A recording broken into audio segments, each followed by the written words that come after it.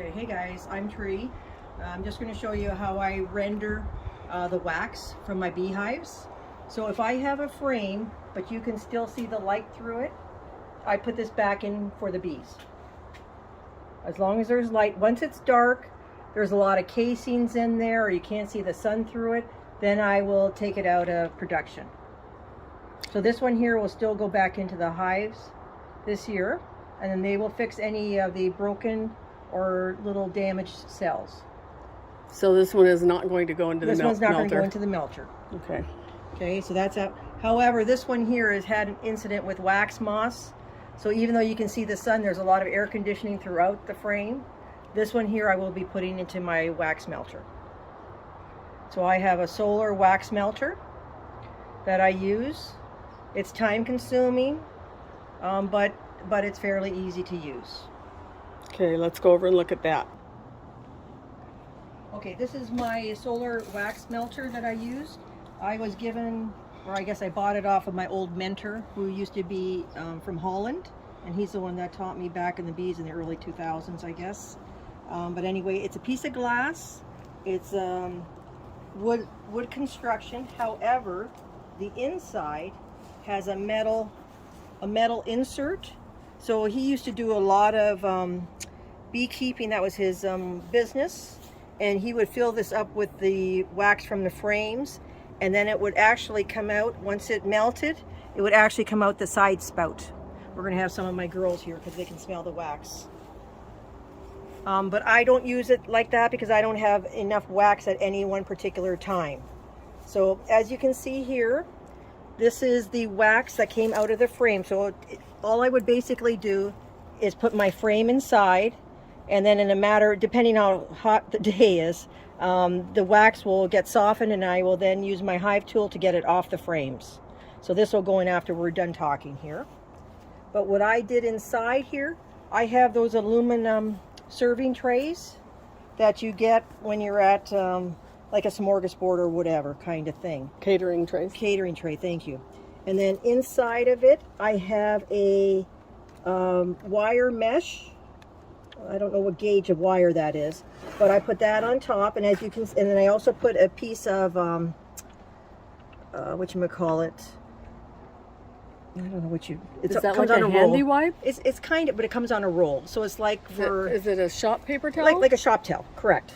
That's exactly what that is. So it goes through that. So a lot of the slum gum will actually get caught on the material itself. Let me get my little hive tool here just to bring that up. And then once the wax is melted and it's in the liquid state, let me take this one out of here for now. So is that basically finished? This stuff here, no, there's still a lot of wax in here yet. Okay. How long do you leave it in here? This has been in there for weeks, but we haven't had any real hot weather. So what are you saying, weeks? Or yeah, weeks? Well, depending on how hot the weather is. So okay. It can be in there for a couple days to a couple weeks, and this has been in there for a couple weeks because we have not had the real warm weather. As of today is like 80 degrees. So today is a wonderful day to make wax. So do you want to wait until it's dry, like totally dry? No, I just keep stirring it around because the wax will go to the bottom, and then it gets caught on the shop towel, and by then I'm already placing another frame on top. Okay. Eventually, with all this here, this will be like any of the casings that are left from when the brood hatches. Do you throw that away? I throw this away, correct. Okay. Yeah. So it's just, and make sure you wear gloves and stuff when you're handling this, because this stuff in here is actually very hot. And then what I have, so this is already liquid.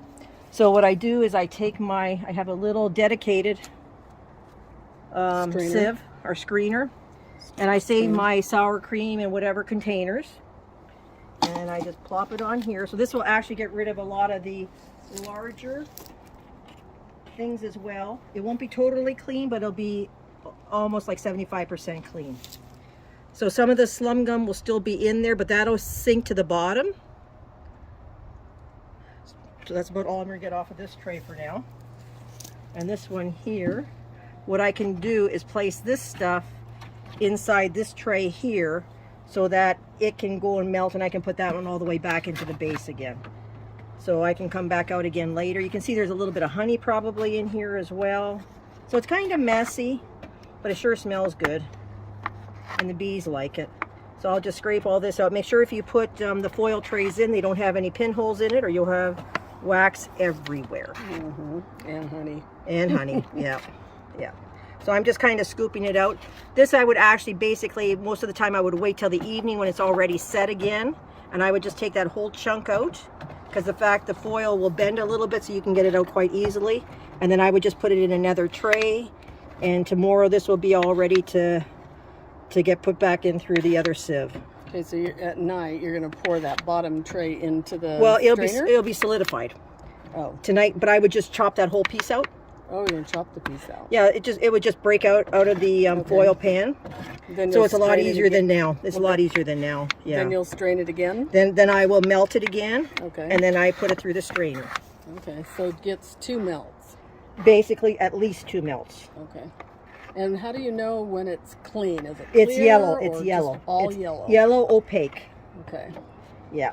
So that yellow that you're scooping out there, that's the wax. good stuff. That's the good stuff, correct. And I'm just going to pour the rest of this stuff in here as well. And then if I tilt it, the wax usually goes down to the bottom real nice, and it will rise above the other goop in there. The wax will? Yeah, the wax will. Okay. Now, some people, what they do is they don't have a wax melter like this, so they take their top. So that's actually pretty good. You can see as it cools how quickly it goes to solid. It's solid, oh. You know, but rather than throwing all this away, I will reuse it, and I will get nice wax out of it. But like I said, like anything else, it takes time. A lot of people don't want to mess with it because it is such a job. But you don't have to have one of these fancy solar waxer melters. You could actually use an ice chest, a styrofoam ice chest, and cut a piece of plexiglass the size of the top, and put in your aluminum trays, just smaller trays. And melt it. And so I'm just going to Styrofoam place is this nice. back. It contains it, you know. I'm just going to place this back, and I'm actually just going to have it so it rests above, and that way there's room for the stuff to go through the cloth material and drain into the pan. So you don't poke any holes in the material. Nope. Once this one gets shredded, I will just change it, and then I'll just use that material there for a fire starter for when we do our fireplace. Can you make fire starters out of all that? That's really flammable, but this got a lot of the casings and stuff, so I don't know if I would. I like clean stuff. But this will go in here, and maybe after we're done inside the house, we can come back out and I can show you how to take it out of the frames. Oh, okay. And that's it. All right. Okay, so this is the stuff we just poured through. So as you can see, it's already starting to set up. And I'm just going to, and it's a beautiful gold color, I guess. Yeah. But you don't see a lot of dirt in there. But there still will be some, like if I lift it up later when it's all solidified, you'll still see some debris on the bottom. So I'll show you what we do. Are you going to refine that again? Yep. What I'll do is I take it in the house then. Okay. But I'm just going to put this one in the shade here so when we come back out. Okay, so now we're inside the house. So this would be we're going in the house taken from the container that I had just poured the wax in outside. And once they solidify, you can still see on the bottom that there is some dark debris in there still, even despite the sieve that we used. So what I'm going to do is now I'm going to melt it down again. So I have a can, and you can use whatever size can. You have to use basically a double broiler though. So I'm just going to put all my little hockey pucks that I've been collecting in here. So the top stuff is a little bit more pure than the bottom. But all the sludge will, when it melts, it'll be down on the bottom, and I'm just going to be scooping it from the top. So hopefully my wax will be nice and yellow. So I'm going to put some more. I'll put some more in here. That's a really pretty one. Actually, you know what? We're just going to melt it down, and that way we'll get some real nice stuff on the top. So I got the whole container full of wax, and then I'm going to take it over to the stove, and I have a dedicated pot that I got. This is one of my old ones, and I'm just going to basically put it in here, and it's going to take it'll take probably about 10 minutes or whatever to melt it all down. And then from that, we're just going to take it, and we're going to basically pour it into the molds. And I have 2 kinds of molds that I brought out today. I like to use the ones that are silicone based. This is a little fun one. It's actually of a train. So the end product This one here is of a train, so it's actually kind of cute. And this will be what it looks like in the end once the mold settles. So once I pour it in, I usually let them sit overnight. And then you sell these. And then I sell these. And this is solid beeswax, 100% beeswax. Now, if you didn't want to sell it and you just pour it in the mold to keep the wax, and later on you want to make candles, you can just remelt it, You right? just remelt it, basically, correct. And then the other one that I like to do is I take an old muffin tin, and then I have silicone, I call them like hockey pucks, but silicone cupcake. Papers. Yeah, and then I put those in, and I'll pour the wax into that, let them solidify, and they look like this when they're done. And then And I use this, and I will weigh these out for when I make my lotions and soaps and all that kind of stuff. So this is my kind of my standard measuring thing. Either that way, or I also have one that says beeswax on it. You know, if they're totally full, they pretty much a constant weight.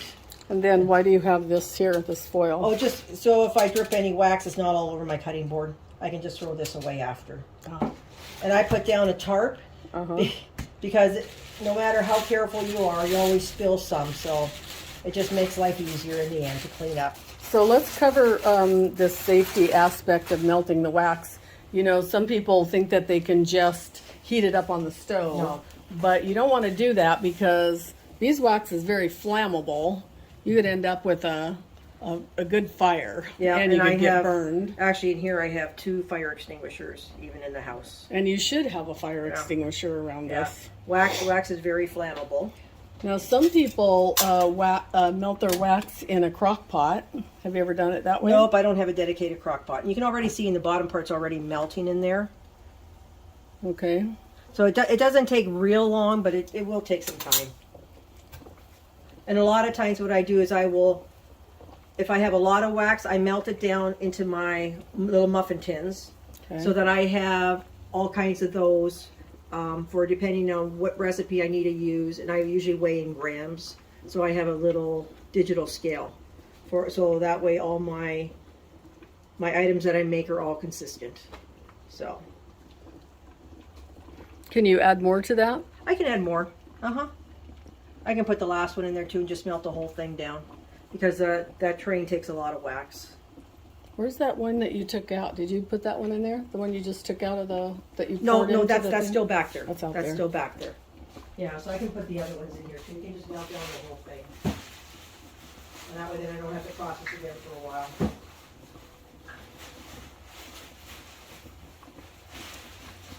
For every kind of a beekeeper, there are people who melt their wax differently too. And see here, this was the end of one of my last batches, and you can still see the residue on the bottom. So if I melt it down now again, that'll be on the bottom of the pan, but I will still be able to recoup the good stuff at the top.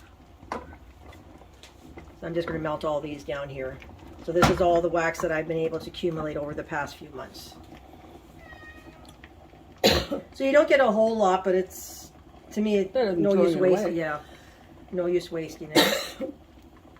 You know, when you make them into candles, and if you sell your candles, one thing that is nice to tell your customers is that obviously paraffin candles are bad for you. You don't want to breathe the fumes that come from, you know, oil-based candles.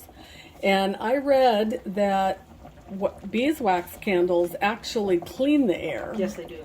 So when you go into a church that is lit, like an old church in, you know, I don't know, the Vatican or someplace in Europe or somewhere, and they use beeswax candles, you don't have all that soot in the church, which is really nice. And the nice thing too, the Catholic churches, to my knowledge, have to use 51% beeswax in their candles. I learned that in Portugal when I was there. Yeah.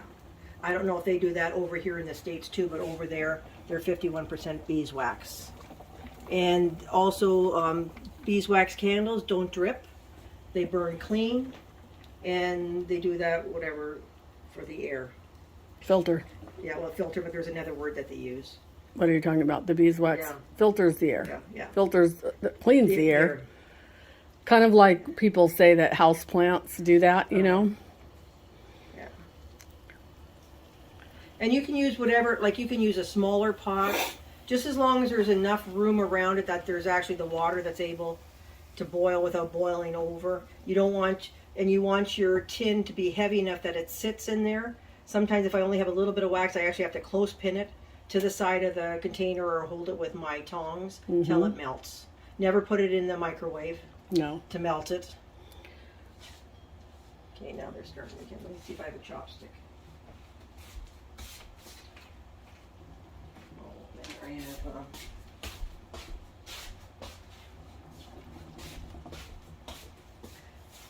This is something nice to do on a rainy day. If we ever get rain in California. You'll have an awful lot of wax stored up if you're waiting for a rainy day.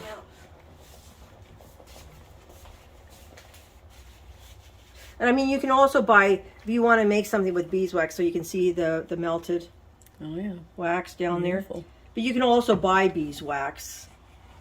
You know, I've seen it at Joann's, or not Joann's, but I've seen it at Michael's. I don't know if Joann's has it or not. Now, if you weren't planning on doing anything with the wax, you could just melt it in there and then just let that cool and pop that out and have a big disc. It's hard to pop out of a metal. Yeah. It doesn't have the give like the silicone does. Right. So if I'm, I know when if you put it in the freezer, it pops out.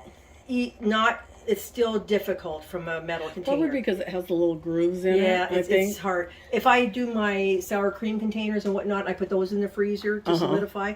Those will pop out because I have a little bit of give on the bottom. And if you put your candle in like a little glass votive holder and you know, it's burned all the way down and it's all melted around there and you can't get it out and you're trying to get it out with a knife, if you just put it in the freezer, and then it just pops right out.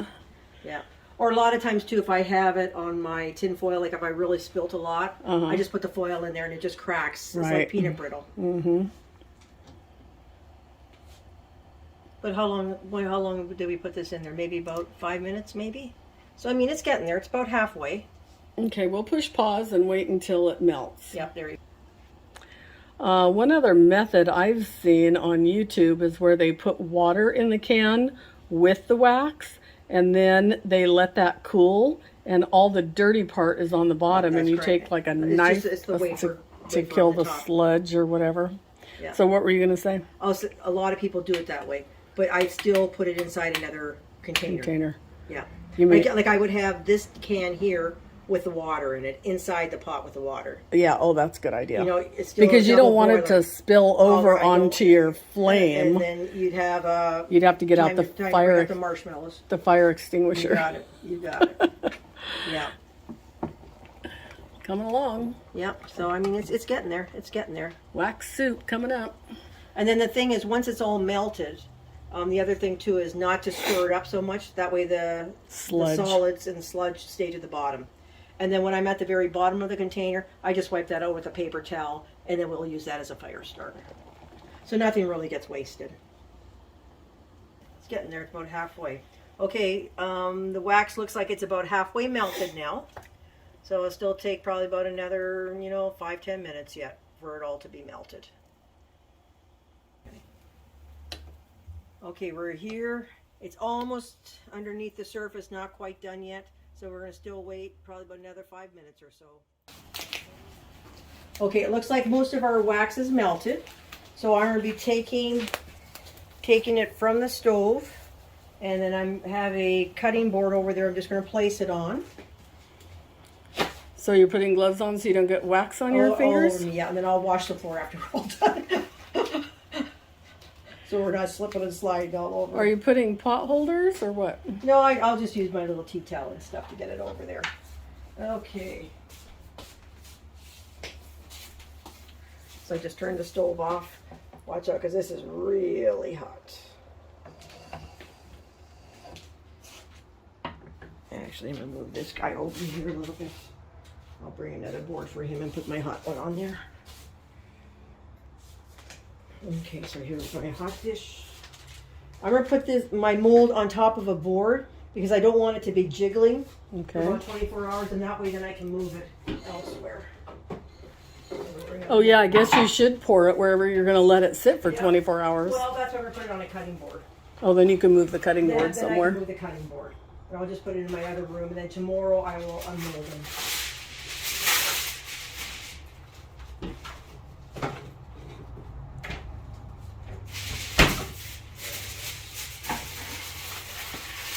Okay. I'm going to do my plain one first. Oh, that way I know where the edges are. You have to make sure it's level. Yep. Okay, we're ready to go. You don't have to spray anything in the mold, right? No, because these are silicone molds. If I do the candle ones, I have metal ones. There I put in a mold release.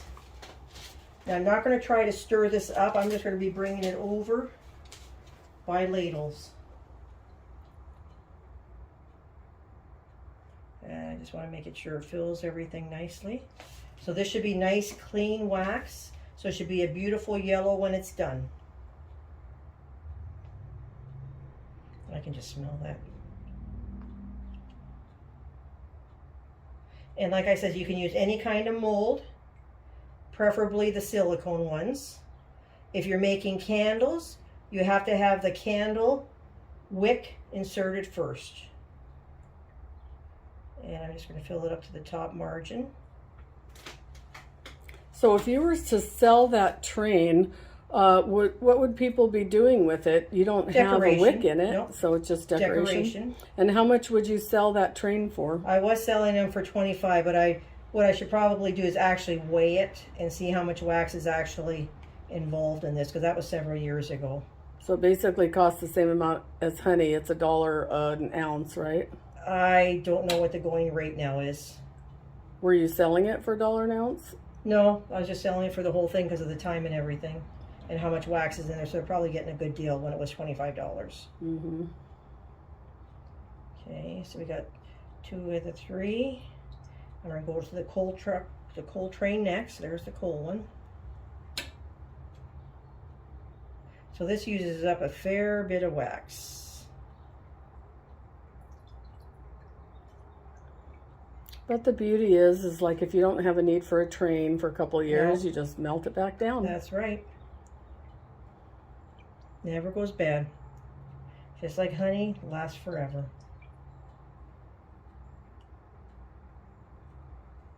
And eventually you'll see a skin on the top form as the wax cools down.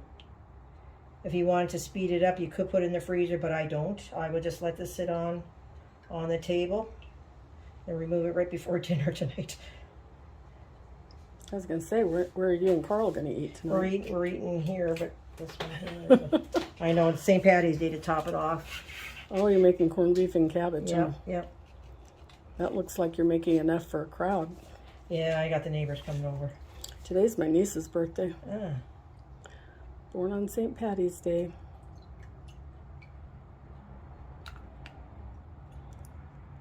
I think St. Patrick's Day is Tara's favorite holiday. Is that right?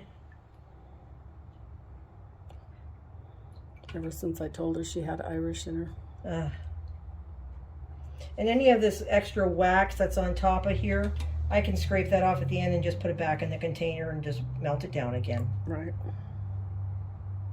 But like I said, once I pour them, I try not to touch them at all, so they don't get any blemishes on them. Do you ever have to get any air holes out? No, not usually when you pour it slow like that. So that's my train set up. Now I'm going to go to my muffin tins.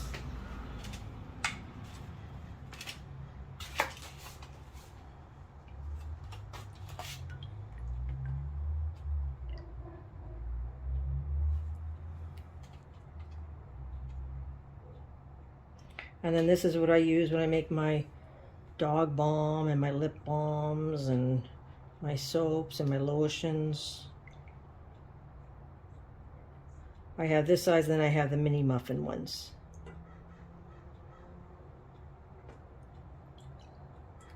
So I want to say these are about 3 ounces roughly.